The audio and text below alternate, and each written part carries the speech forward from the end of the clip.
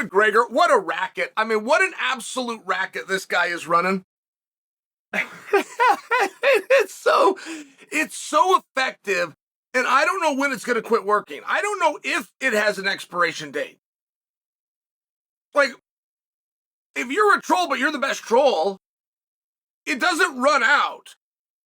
Are you guys aware that, like, from a fan psychology standpoint, it never runs out unless somebody else sees it and somebody else through competition becomes better than you, then you can become extinct.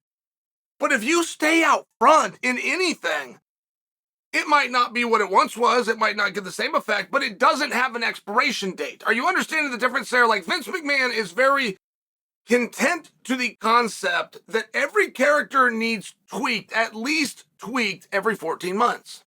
Now, he doesn't have to bring you in under a mask and take you, he doesn't have to walk you in white and then bring you out in black at a different time. He just says it needs tweaked. I'll use Chris Jericho, for example. Y2J's getting everything's going well, and then they finally just put a scarf on him. Because Y2J was so good and you guys liked it so low, but you needed to tweak it. Do you understand the difference? And I'm sharing with you the racket that McGregor is running. So, McGregor puts out a tweet that he will be announcing his next fight on New Year's.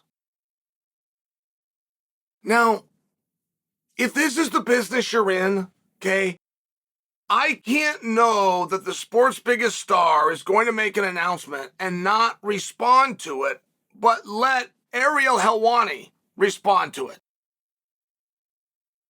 Or I'm trying to think of other people that are talking heads over here, right? I mean, I got to be on the forefront. I'm talking about me personally. Like, when Conor puts this out, if in fact he's telling the truth, which he never does, I need to get a piece to you guys before the other competition.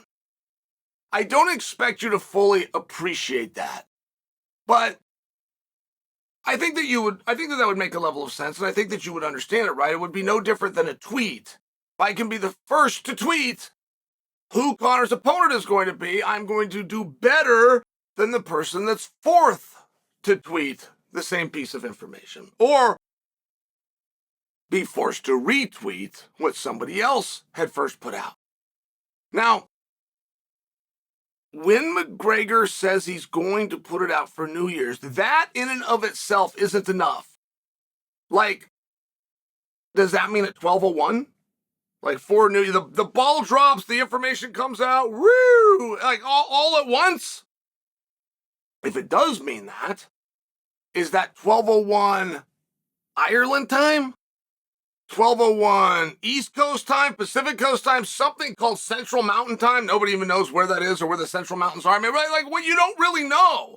So now you're stuck in a juxtaposition where you've got to keep your phone with you at all times, wondering, is that going to come out through Twitter? Or is that going to come out through Instagram? Like, you're stuck in this really weird spot. So then it comes out. Turns out the answer was Ireland time, and it flashes to McGregor. And this piece had been pre-filmed. It had been pre-filmed and pre-edited and saved till a certain time, and then Conor drops it. But it's Conor out at a bar type establishment, a restaurant type establishment, getting hammed up on some kind of expensive swill, and says he's going to fight Michael Chandler. Says that's going to happen on June 29th as part of International Fight Weekend. And says it will happen at 185 pounds. And then laughs obnoxiously. And he should have. It was funny. It was funny, and he got a big part of our community to stop what they were doing and to pay attention. But what do you do with that story once you have it? I mean, what do you do with that story once you have it? And don't forget, guys, there's not a pundit or a journalist out there that needs to be accurate or has an interest in being accurate. As long as they can hang their hat on something that should have been accurate, they'll run with the piece. Like, you'll never have to think that Conor McGregor is going to fight Michael Chandler at 185 pounds on June 29th as part of International Fight Week. You'll never have to do that to put the story out if you have a source that should know, which in this case is Conor McGregor. So you could be a member of the media, knowing that your thumbnail and your caption is going to do good traction because it's an announcement about Conor. And you could not believe it at all. But if you have a source, which is Conor, you'll run it. And then you'll run a retraction the next day. And then you'll run a specification the following day. You'll get paid for each one of them, right? It's this game. But very few people understand the game. It would appear that McGregor does. Now, I saw a lot of people run with that story, but I'm just sharing with you how. When you know it's not true, like there was a game that came up when I was a kid. Did you guys have Two Truths and a Lie? Did you ever play that? So you're going to tell your audience who's playing with you 3 things. 2 of them will be true, and 1 of them will be a lie. And you try to tell them things that they would never know. You try to reveal things to them like, oh my God, what, like things they wouldn't know about you, and go, that must be the lie. But if all 3 of them are these, oh my God, I didn't know that about you. It's hard, and it is a really fun game. But that is very clearly what happened here. McGregor tells 2 truths. He's going to be fighting Conor McGregor on June 29th, and then he tells a lie at 185 pounds. So, how do you report that? I'm just asking you guys. And I understand, like, the term fake news is very real. It's very, very real. And the people that put it out know, like, Journalism 101, cite your source. But at the same time as cite your source, if you can cite a reasonable source, you can run with the story that you know is garbage. So, let me just practice. How would I report that? Hey guys, big news. Conor McGregor, International Fight Weekend. I know you guys like to go out to that. It's always in July. Comes as close to the 4th of July as you can get, sometimes even after it. But in this case, it's coming a month prior.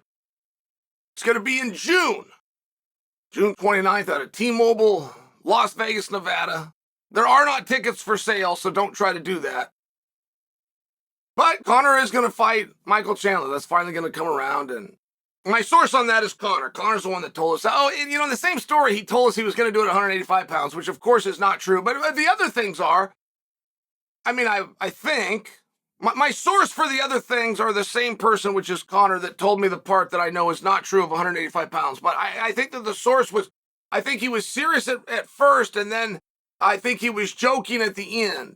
So,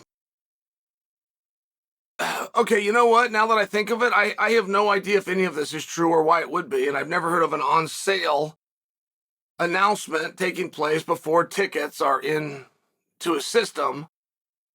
And Conor fighting Michael Chandler next is old news, and June is 6 months away, so you want to get some pizza?